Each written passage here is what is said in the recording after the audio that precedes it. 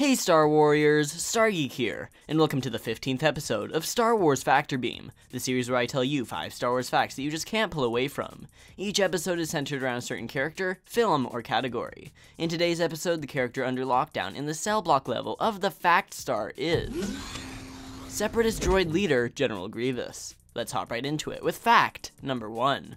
Grievous's first appearance was in the 2003 animated Clone Wars series. Before the extremely popular 2008 Cartoon Network program, Clone Wars was an animated miniseries which introduced the character, General Grievous, into the Star Wars saga. While the notorious villain in Revenge of the Sith tends to flee from his problems, in Clone Wars, this Kaleesh in a droid shell is unstoppable, slaying every Jedi in his path. At the end of the last act, we witness how Grievous got his iconic cough. Just as the general is escaping, Mace Windu, who is 1,000 times cooler in this show than he is in the films, crushes his chest.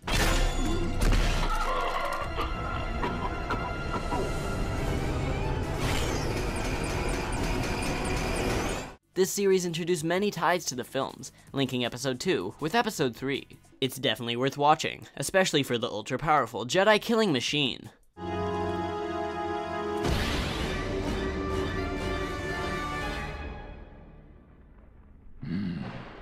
Darker, the coming storm grows.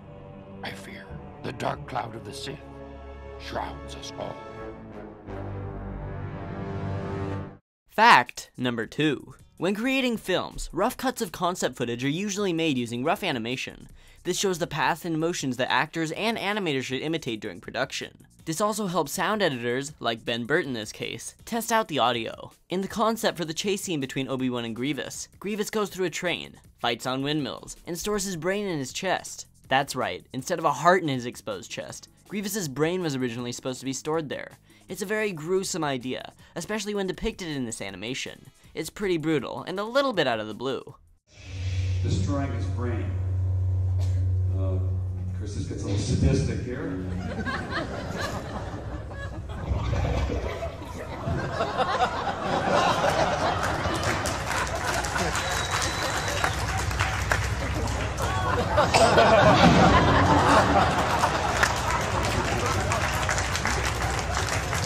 We're not done yet.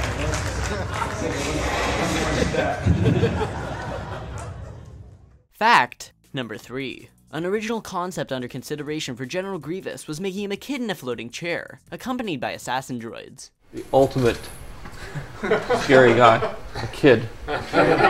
He's a video Spoken. player or something. Is somebody a parent? There were many unique concept art photos for the General, since George Lucas was very unspecific about the appearance of Grievous, other than that he didn't really want him to be a droid. Of course, he ended up going back on that notion when choosing the final design. This process gave us the Magna Guards as one of the first designs, ranging all the way to a floating kid in a chair. Luckily, George thought it wasn't powerful enough, and ended up liking a last-minute design inspired by a bathroom detergent spray nozzle. At the last minute, I had one little sketch I had started before for an idea for the Droid General. We had a little bit of time yet, so I just finished markering it up and I handed it over to Ryan Mendoza. And sure enough, like during the meeting, George just went straight to that one and said, "This is the one."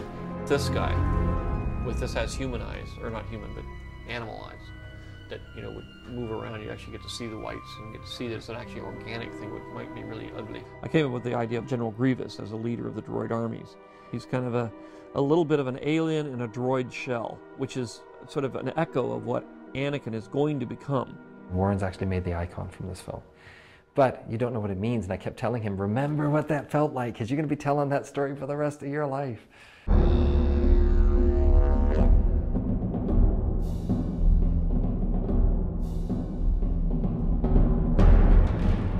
Fact number 4.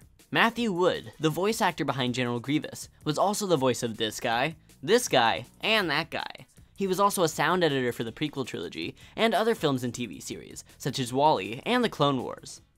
Arm your not. You must realize you are doomed.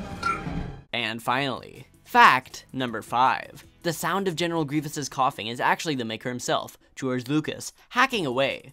After developing a bad cough during production of Attack of the Clones, Lucas had it recorded for further use, and it turned out that Lucas's bronchitis came in handy, seeing as it was put to use as Grievous's well-known cough. So if you ever wonder how George Lucas was featured in the saga, other than appearing as Baron Papanoida, then just listen closely to Grievous's hacks and coughs.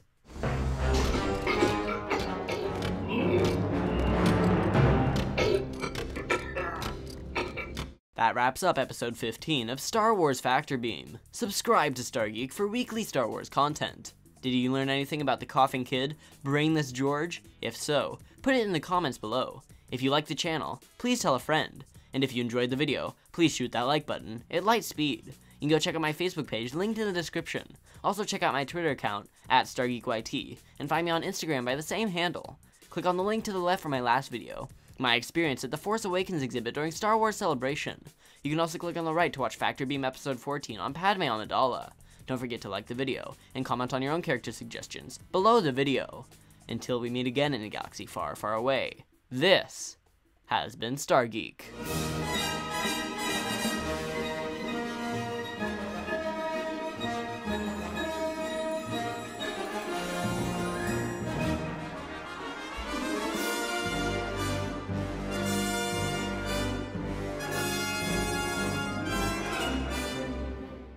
Did you know that just like Ewan McGregor, General Grievous was actually quite the comedian and prankster on set? His antics even earned him the title, General Mischievous. Hey, guys, so I was at the gym yesterday, you know, lifting weights and all that, and now my forearms are sore.